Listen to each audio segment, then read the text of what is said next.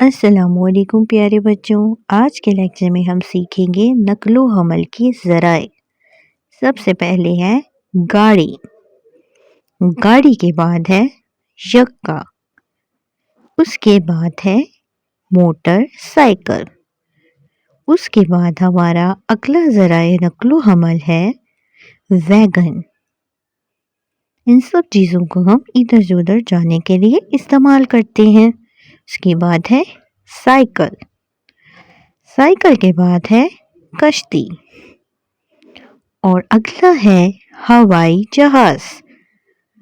اس کے بعد ہے ہمارا اگلا ذریعہ رکشا، جس کا استعمال بہت زیادہ ہوتا ہے۔